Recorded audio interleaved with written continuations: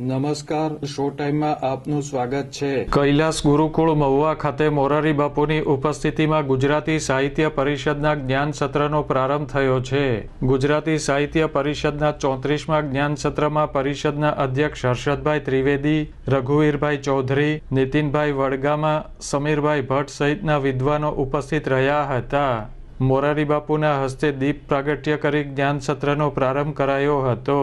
જ્ઞાન સત્રના પ્રારંભે મોરારી બાપુએ પ્રાસંગિક પ્રવચન કર્યું હતું। પણ વિજ્ઞાન એમ કહે છે કે અબજો વર્ષો પછી આ સૂર્ય પણ બોલાઈ જશે, ચંદ્ર પણ નહીં રહે, નક્ષત્રો જતા રહેશે, આ બધું તો અહીંયા સનાતન શું છે?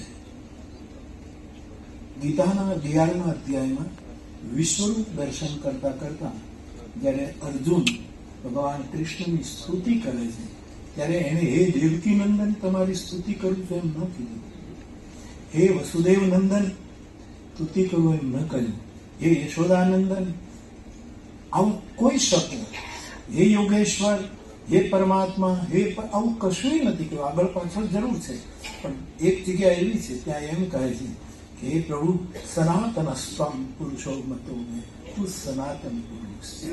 અને તેથી સનાતન આપણે કોને કહ્યું? ગગન સદૃશ। અહીંયા એકમાત્ર રહેશે આકાશ,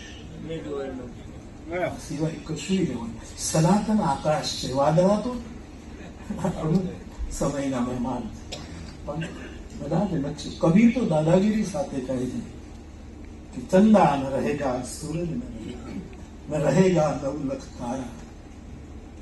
તો શું રહેશે? એક શબ્દ રહેશે। નામનો અર્થ અહીંયા શબ્દ છે। આ કાર્યક્રમમાં સાહિત્ય પરિષદના હોદ્દેદારો, સભ્યો અને સાહિત્ય રસિકો હાજર રહ્યા હતા।